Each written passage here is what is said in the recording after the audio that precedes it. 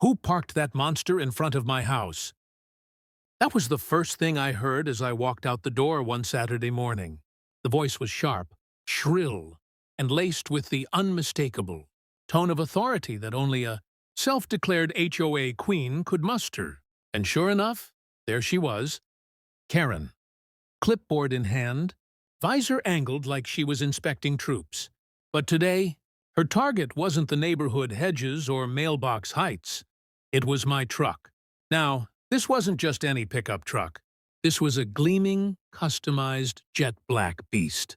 A real workhorse. Polished chrome grille catching the sun like a mirror. The kind of truck that made heads turn. I had parked it in front of my own house, because where else would I park it? But Karen marched over like I'd rolled a tank onto her flower bed. "You can't park that here," she snapped, jabbing her pen in my direction. "The HOA guidelines clearly state that commercial-sized vehicles are prohibited. This isn't a ranch, it's a neighborhood." I raised an eyebrow. "Karen, it's my truck. My driveway's being resealed, so I parked it on the curb for a couple days. What's the problem?" "The problem," she said with her chest puffed out, "is that this vehicle lowers property values. Neighbors don't want to look at that when they sip their morning coffee. It's tacky. It's oversized. You'll need to remove it immediately, or face a fine." At that point, two neighbors peeked through their curtains, curious about the scene. Karen thrived on an audience, and she knew she had one. She started waving her clipboard around like a sheriff with a warrant, repeating HOA rules I'd never once seen in the bylaws. But here's the part she didn't know.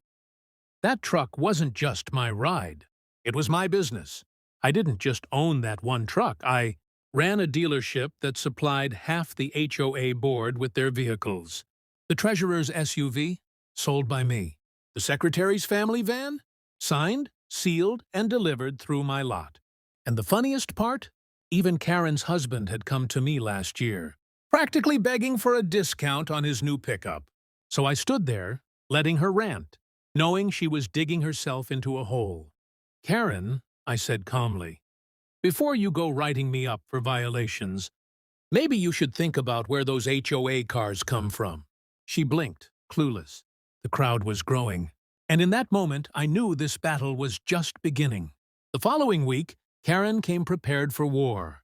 I spotted her strutting down the street like a general leading troops, clipboard stacked with fresh papers, lips pursed tighter than a jar lid. Behind her trailed two other board members, roped in as backup. Clearly, she thought this would be her big moment, the day she finally put me and my truck in my place. "Mr. Thompson," she called out, planting herself at the edge of my lawn like she owned the soil beneath her shoes. "The board has reviewed your violation. Your vehicle is deemed non-compliant, and you are hereby fined $250 for each day it remains parked in violation of HOA standards." She slapped a notice onto my mailbox like it was an eviction order. The neighbors, once again, peeked out from curtains and porches, hungry for drama. Karen lived for this theater. I walked over slowly, arms crossed, pretending to read her little notice. Inside, I was holding back laughter. "Karen," I said, keeping my voice calm, "you're telling me my truck doesn't belong here?" "That's correct," she said with a smug nod. "And if you don't comply, further penalties will follow. This neighborhood has standards." That's when I dropped the first bombshell. I tilted my head toward her husband, who had been sheepishly trailing behind her. "Funny," I said, "because last year, I sold your husband a brand-new Silverado. You're telling me my truck lowers property values, but his doesn't?" Gasps rippled across the street. Her husband turned red as a tomato, shifting uncomfortably while Karen's jaw locked tight. She sputtered, "That's irrelevant. He parks in the garage, out of sight." I chuckled. "Karen, half this HOA drives vehicles I sold them. Are you suggesting I start writing them up too? Because if my truck is a violation, then so are theirs." Her face went pale. She hadn't expected me to push back, let alone with receipts. One of the other board members, the treasurer, suddenly cleared his throat. "Well, technically, Karen, I got my SUV from him too, and I'm not sure it's fair to single him out." The crowd murmured, The board's unity was crumbling right there in front of everyone. Karen's eyes darted around, desperate to regain control. This, this isn't about who sold what to whom, she snapped. This is about appearances. That truck is too large, too bold, and simply doesn't fit the character of our community. But her voice cracked, and everyone could hear it. The mighty HOA queen had just been exposed, and I hadn't even played my strongest card yet. The tension was thicker than barbecue. Smoke in July. The room was packed. Neighbors, shoulder to shoulder, whispering, pointing, waiting. Karen sat at the head of the table like a queen on a collapsing throne. Her stack of violation notices fanned out in front of her like playing cards. I sat in the back row, calm, collected, waiting for my turn to speak. She cleared her throat and launched into her performance. "We have serious business today," she announced, voice loud and commanding. "One resident has continuously ignored our rules and refuses to comply with standards. His oversized commercial vehicle is an eyesore that lowers our property values. This cannot continue." Her eyes flicked toward me, sharp as darts. All heads turned my way. I didn't flinch. I just waited, letting the silence stretch until Karen motioned toward me. "Do you have anything to say for yourself?" I stood up slowly, letting my chair scrape the floor, and walked to the front. "Actually, I do." I held up a folder I'd brought along. Inside it were copies of purchase orders. SUVs, vans, trucks, all signed by my dealership, all bought by residents in that very room. I laid the papers on the table. "Ladies and gentlemen, half of you are driving vehicles I sold you, including HOA board members, including, as I mentioned, Karen's husband. If my truck violates HOA standards, then so do theirs. Are we going to start handing out fines to everyone?" The room erupted in murmurs. A couple of neighbors nodded. Others frowned at Karen. One man in the back called out, "Wait, so if his truck's not allowed, does that mean my Escalade isn't either?" Another woman chimed in, "What about my minivan? It's bigger than his truck."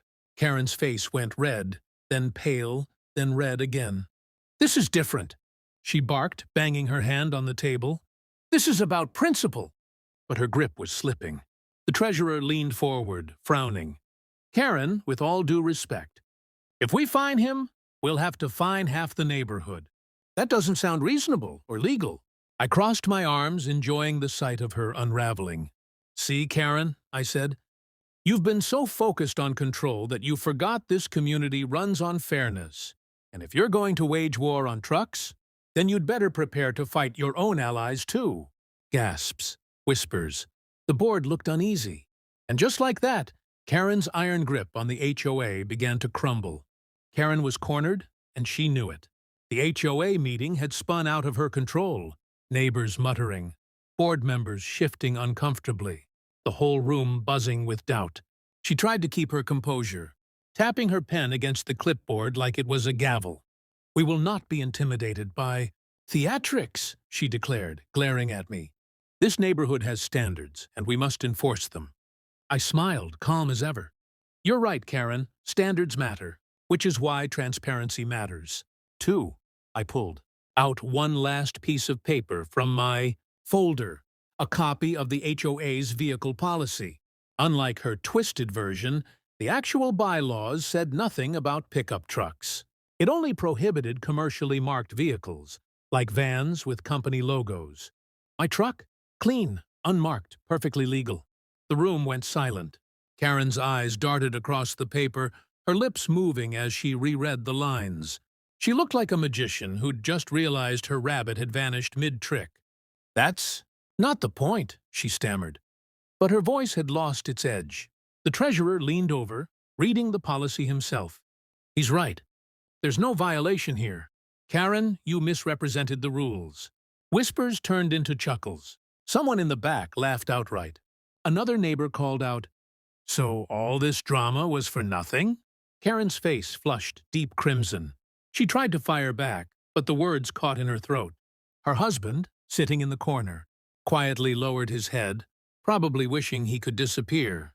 I stepped closer to the table, voice firm but steady. "Karen, you've wasted everyone's time with personal grudges.